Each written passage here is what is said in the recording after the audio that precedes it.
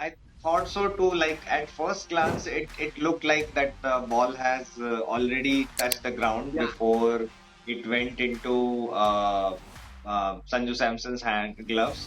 But I think when they zoomed in, probably some part of the webbing of the glove was maybe under the ball when I would have, I probably would it have, just bounced on the webbing and then came into gloves. So it's a just an extension of the overall gloves that Sanju Samson was wearing. Abrar Ahmed, Saim Ayub from that onslaught of Abhishek Sharma. But I think Salman Aga is also a pretty inexperienced in this kind of situation. So this might not have been in his mind overall. So yeah, that's the way you learn. So yeah. yeah, but overall, yeah, a good bowling attempt from Pakistan, but this was not the day for them to take the win home. Lost his nerve in the end, did Michael Holin try and Lord Carr turned of the credentials.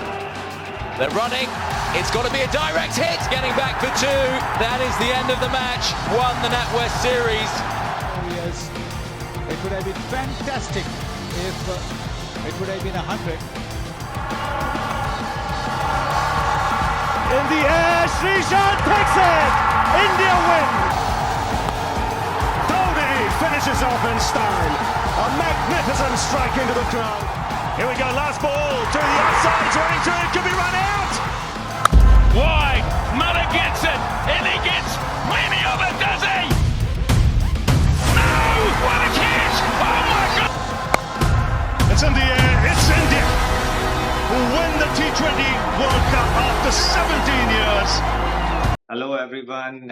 Good night, good evening, or good morning, whatever time zone you may be watching from. I think it's a good match that we had between India and Pakistan, and it was not a dead rubber like the previous one. And we got to see all the ups and downs that a T20 is expected to present, and I think this couldn't have been. Much closer looking at the current standard of Pakistan cricket, so they tried to give their best, and somehow we also fumbled, but it's all part and parcel of the game. And all in all, it made a good T20 match for a Sunday night, and we will just talk about this in more detail. But first of all, let's welcome Nishant. Hello, Nishant. How are you doing today? And what's your opinion about the match? How did it go from your point of view? I think first of all, hi everyone, and but yeah, I think it was an amazing match, absolutely brilliant watch. Uh, the kind of game that we India Pakistan matches had been missing simply because the total that Pakistan put in on the board, it was defendable. On that pitch, it was defendable. So there were some, I'm pretty sure when India would have gotten out to bat, a lot of folks would have had some jitters in their tummy because it looked like a challenging target. But yeah, the way Abhishek Sharma and Shubman Gill batted again, they just got Pakistan out of the game in the first 6 overs. But yeah, amazing watch, a brilliant match. Yeah. Yeah, definitely. So, 171 is the target that Pakistan placed, and how did they get there is by the virtue of Sahibzada Farhan's innings of 58 on 45 balls. Although it was slightly on a slowish pace from T20 standards, but I think what he did well was just to hang on and keep an anchor throughout the innings, throughout the majority part of the innings for Pakistan.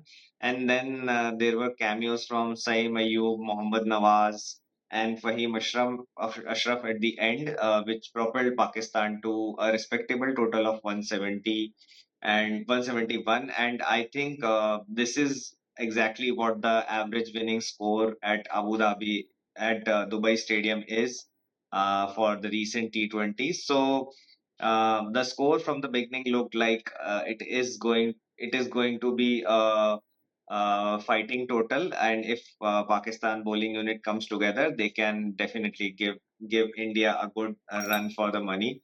And this was obviously helped by India's own fielding fumbles. Four catches were dropped, which is not good from India's standard. But I think there are some bad days Yeah. for everyone in T20 or overall cricket. So I think that's the part and parcel of the game.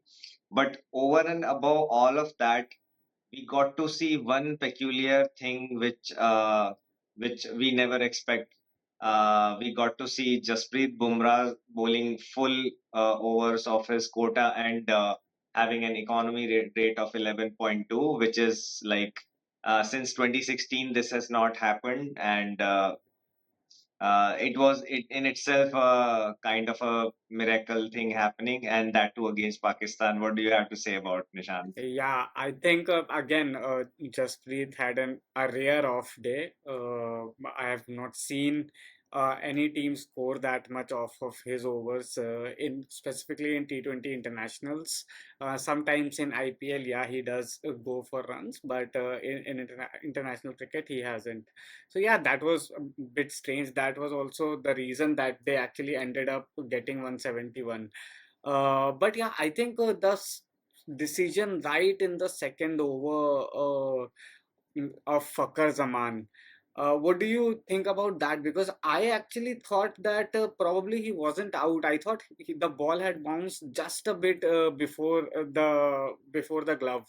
But they never actually saw it from any other angle, and probably I think Pakistan would be very hard done by with that decision specifically.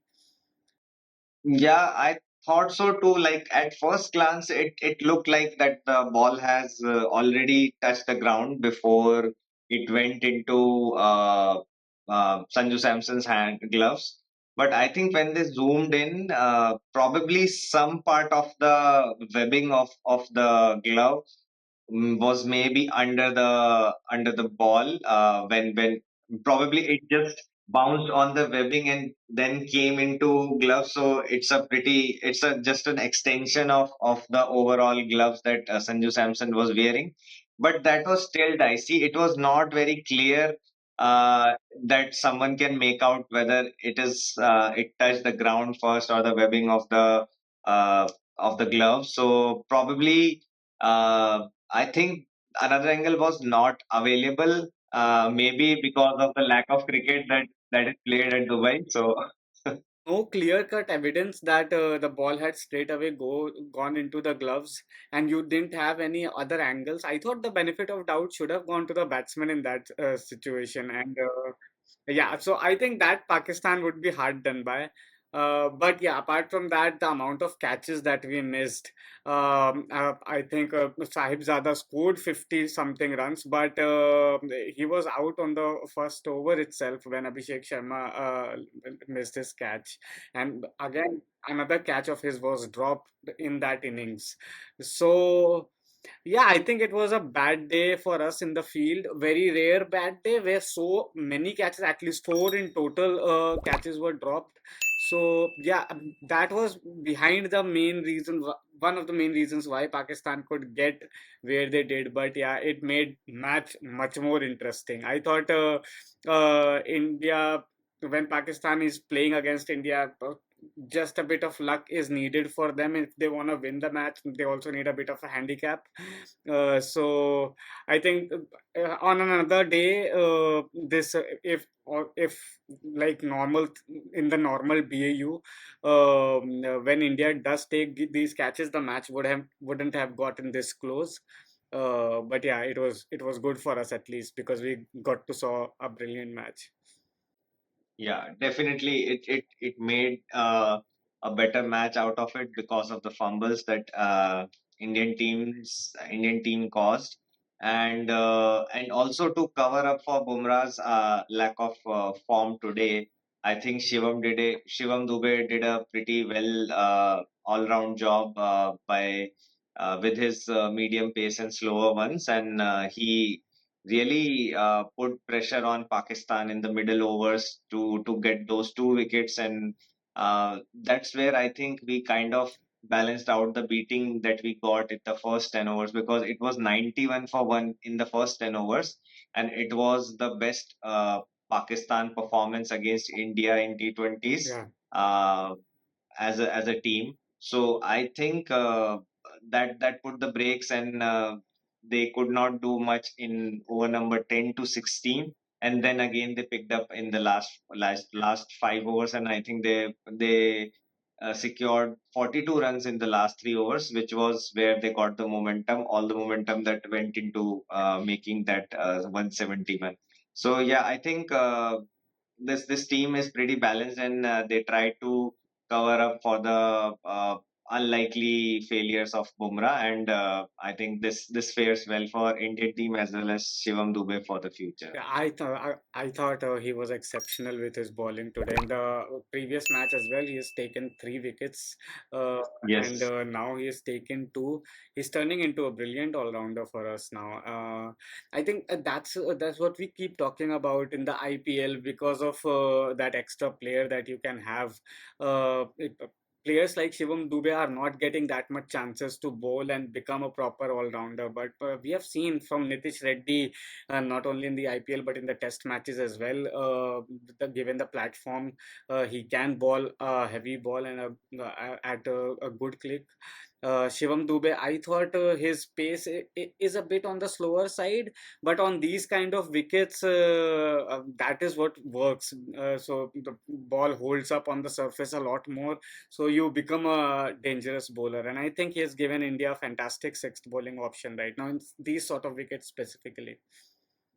Definitely, yeah. The ball was holding up in the wicket throughout the match. In fact, the second innings was supposed to be easier to bat on, but once Gill and Abhishek got out, I think it became visibly tough for the falling batsman to keep up that pace. I think then Surya got out playing an extravagant shot. Then again, Sanju Samson found it difficult. Tilak also not found it going easy, and he took some 10 12 balls to settle in. So that shows that this wicket had something in it, and if only the spinners could have come to the party for Pakistan, this could have been a very nail biting thriller, because I think apart from Shaheen Shah Afridi, the two pacers, Fahim Shah and Haris Rauf, did their job well. And I think Haris specifically did a brilliant job. He was bowling the hard lengths, and it never got easy against Harif to for Indian batsmen to get going. So yeah, I think it's the spinners that really caused the match for Pakistan. What do you think, Nishan? Think first of all, in the first 6 overs, the aggression that Shubman and Abhishek was showing, and it wasn't just with the shots. I mean, there was a lot of abuses being fired upon at each other, and I actually enjoyed that. That is the kind of sting that you sometimes miss in the international cricket. And it when a match is this close between two rivals in India and Pakistan, then these sort of emotions come out, and I was totally up for it. I mean, the way Abhishek and both Shubman Gill were tackling Shaheen Shah Afridi, it reminded us of the Venkatesh Prasad situation of old. So yeah, I mean, with every boundary, Shubman was telling Shaheen to go, "Oh, look there, take out the ball." It just added a bit more spice to the game, and I think the match was done in the first 6 overs because in first 10 you're getting 100-run partnership from both of them. Then there are only 70 runs to make up. You gotta make them run a ball, which their stance enabled Sanju Samson and Tilak Verma to take that much time and get the team home. So yeah, I mean, both of them, Abhishek and Shubman Gill, were brilliant today. Yeah, definitely. The opening pair did more than half the job for the Indian team, because they got the asking run rate from almost 9 to 6.5 when this partnership got broken. And I think at one point, I think around eighth or ninth over, seventh or eighth over, they were playing at the run rate of 12. So I think that broke the back of Pakistan's defense, and maybe they might have faltered in getting Haris Rauf out of the attack just after bowling one over, and then they brought back Abrar and Saim Ayub back. That's where Abhishek Sharma just threw the kitchen sink at these bowlers, and the amount of the way he was hitting them out of the Yeah. park, I think it was great to watch. And even Wasim Akram in the commentator box was in awe Yeah. of this guy's talent. I So mean, he that shows is how brilliant that he innings is the was. highest run scorer in this Asia Cup at the strike rate Yes. of 200, and he has been doing this now fairly consistently in international cricket. So, I mean, kudos to him because he is a game changer, honestly. Because when you, even if you score 30 or 40 in 15 balls in a T20 game, you have given yourself and your team a brilliant start. But he is right now going on to make 50 and 50 plus scores almost regularly, which is a huge asset to have for the Indian team. And Shubman Gill today also, the reverse sweep that he played, I think this is the first time I have seen a Shubman Gill reverse sweeping in an international game. So I mean, and yeah, they both were very very good at their absolute best. And Pakistani bowlers had no answers, and the captain Salman Ali Agha was also out of options at that point of time because they had gone spin heavy because of the slowness of the pitch, but these two guys were just taking on the spinners like anything. Yeah, definitely. I think this in this match, the spin ploy was not that effective, as we saw that even Kuldeep Yadav was taken for sixes. Although he's such a good bowler that he made a comeback and he was able to restrict the batsman in his final over. Like his final over just gone for 5 runs, Yeah, but.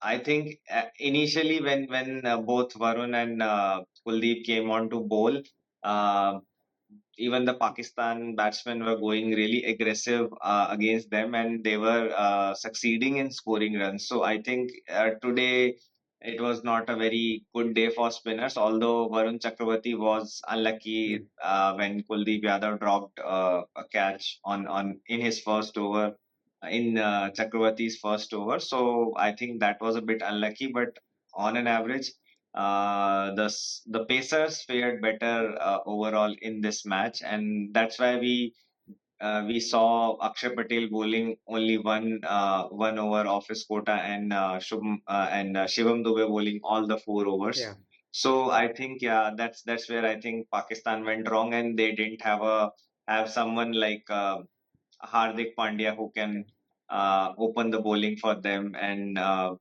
just take away that pressure from Shaheen Shah Afridi. So I think that's where they faltered. And I think even in the commentary box, they were talking about that option. I think Hussain Talab bowls a good medium pace, but I think captain was not confident enough to try him out. mm, Maybe a couple of overs, if he could have given him, that might have helped them shield Abrar Ahmed or Saim Ayub from that onslaught of Abhishek Sharma. But I think Salman Aga is also a pretty inexperienced in this kind of situation, so this might not have been in his mind overall. So yeah, that's the way you learn. So yeah. yeah, but overall, yeah, a good bowling attempt from Pakistan, but this was not the day for them to.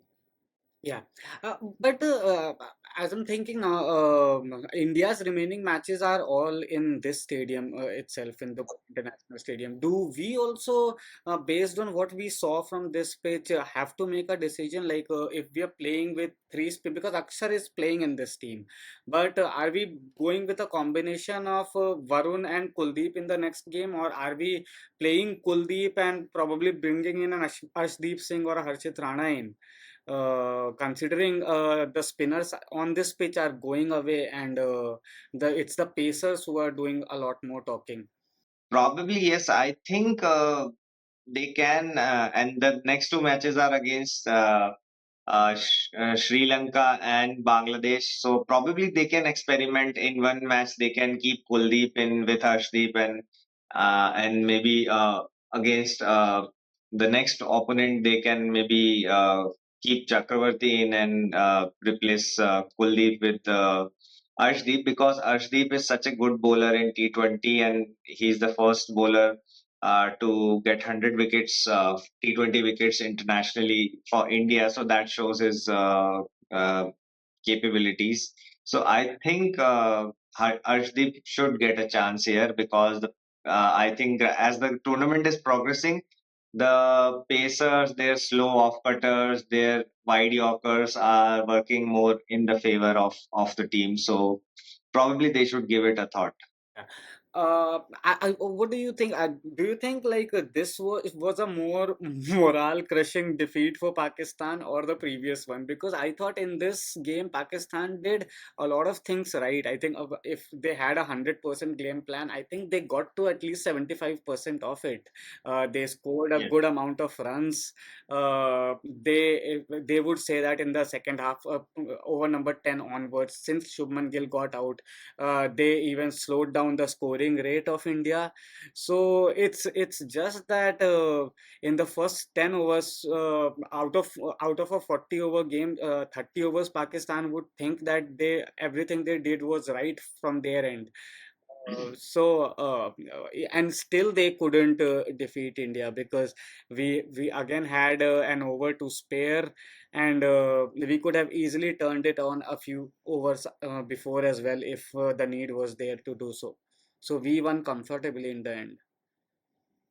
Sure, definitely. And I think this would sting more because this was like a more achievable kind of target uh, that they might be looking at, that at 171 they must be looking to give a better fight to India, and they were kind of succeeding in it as well before they faced Abhishek Sharma. But even after Abhishek got out, in the next 4 or 5 overs they were able to curtail the runs pretty considerably. Like Abhishek got out at the score of 123 in 12.2 overs, and when Sanju Samson got out, the score was 148, and it's been 4.2 overs, and they were able to just score 25 odd Yeah. runs and lost a wicket there. So they were able to stem the flow of runs, but I think not enough support from the entire bowling unit helped Pakistan to not win this game, basically, because if Shaheen Shah Afridi had a good day tonight, I think this game would have been a lot different than what we saw today. So Yeah. that's the reason, as per my opinion. Yeah, and yeah, of course, there was also the issue that Surya Kumar Yadav got out pretty early. Yes. If he would have again stayed for a few more overs, I think he would have clearly got the job done even earlier. At one point of time, when both Gill and Abhishek were batting, I had actually thought that the game would be over by 15th over, by the kind of the way they were batting. But yeah, I mean, unlucky for Shubman Gill, because he got that cramp, and after that, we had to take a drinks break early. And whenever we see it, happens so many times that when you come back from a break, you generally end up losing a wicket. So I think that was a pretty loose shot from him, because the ball wasn't that fast. Yeah, it was cutting back in, but there was big gap between his bat and pad, which we don't see Shubman displaying. So I think it was a bit unlucky from him, but yeah, I think the game was done by then. And yeah, I also think that probably this is the game that would sting Pakistan a lot more, simply because they put in a lot of effort at halftime. When they would be in their dressing room, they would be thinking they had a strong chance of winning this game. And even the Pakistani commentators, Wasim Akram, Wakal Yunis, were all quietly, they were very confident that they would end up winning this game because of the total that they have. And the Pakistan team is known for their bowling. So So they would have had a faith in their bowlers, but yeah, we actually cruised past pretty easily, and like we had still Shivam Dubey and Akshar Patel to come and bat, which just shows the kind of skill set and the power that this Indian team possesses now. Yeah, definitely. And I think equally as Pakistan might be pondering upon what they did wrong, what they did right, right now in the dressing room.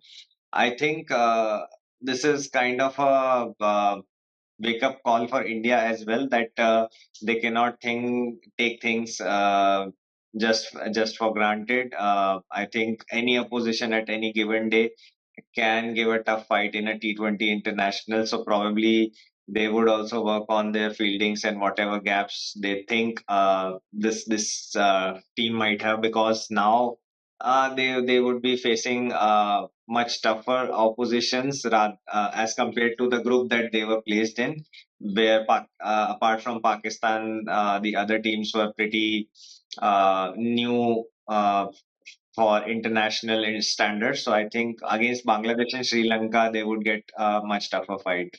Thought Oman the other day batted brilliantly against us. I wasn't Yes. really expecting that to happen as well. Do you think Pakistan, based on the performances that we have, the performance today that we saw, do you think it's pretty nailed on the India-Pakistan final? Or do you think like Sri Lanka or Bangladesh can still give a game to Pakistan? Because the kind of display that they've shown today, if they build on it or even keep this level, I think they have a much stronger chance against both Bangladesh and Sri Lanka. Yeah, definitely. Pakistan is the second best team of this tournament on paper, but I think Bangladesh is giving tough fight throughout the tournament. Yesterday they had a nail biter match, which was the opening match for the Super Four group, and they won against Sri Lanka uh, in the last over by 4 wickets. So I think Bangladesh is also uh, giving their best, putting their best foot forward, and they just need one stroke of luck against Pakistan, and they would be able to secure 2 wins, and then it comes down to the net run rate, that who would be the second team competing against India for this Asia Cup in the final. So I think it is still a very close call, but yeah, as of now, looking at the teams on paper, I think Pakistan has the upper hand. And if they can look at this defeat in a positive light, that they were able to come so Yeah, close to defeat the world champions, then maybe this confidence can help them in the upcoming matches, and they can maybe build on that. yeah, yeah, absolutely.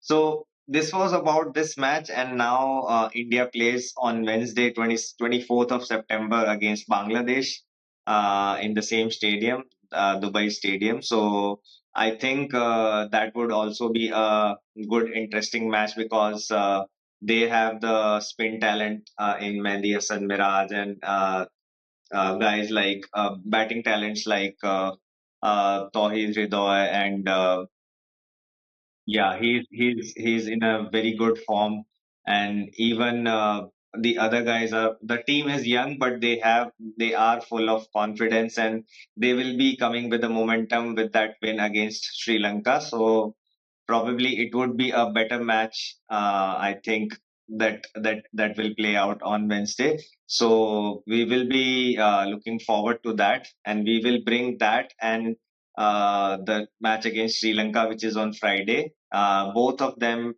we will discuss together on next weekend, and probably we may bring 2 episodes as well, because on Sunday there's a final as well. So we would try to bring Yeah. you coverage of all of these matches. So till then, Yeah, just just keep just watching just us. one last thing. Do you only see Arshdeep in and Varun out as the change in the next game, or do you think there might be some more changes in the Indian team? I don't see any particular changes, but looking at Gautam Gambhir, he may want to bring in he may want to try some all-rounder, probably Rinku Singh, but I don't see a place for him actually in this side. Right now, the side looks settled, and I think they would not want to temper with the winning 11. So probably just one Yeah. change. In fact, uh, in place of Arshdeep, it could be Harshit Rana Because of his, also his batting is because a bit better than. he can bat slightly better than Arshdeep Singh, and he also moves the ball, so probably he can Yeah. take the new ball instead of Bumrah, which gives India the cushion of bowling Bumrah in the middle and the end overs, Yeah. and that improves the balance of the side. So in fact, Harshit Rana and Arshdeep both have a good chance of coming into the next couple of matches. Yeah. And then, based on the combination, the team will decide. But yeah, these are the only changes I foresee for the upcoming Yeah, matches. yeah. I think the batting lineup is pretty much settled till Akshar. I don't see any changes there. So, as now, if there is any change, I think in the next game that would be one of either Kuldeep or Varun who makes to the bench, and one of the pacers come in. It can be either Arshdeep or Harshit. Yeah, So, this and everything else related to the next two matches, we will discuss in the upcoming weekend's episode. Till then, do keep watching us, keep subscribing, and enjoy the Asia Cup while it's happening. And next, we will have the bigger guns coming again in October against Australia ODI series. So, that is still in the future. But yeah, for now, that's all we have from Cricket Castaway. So thank you for watching. Have a great day. Good night and see you again. Bye bye bye. bye.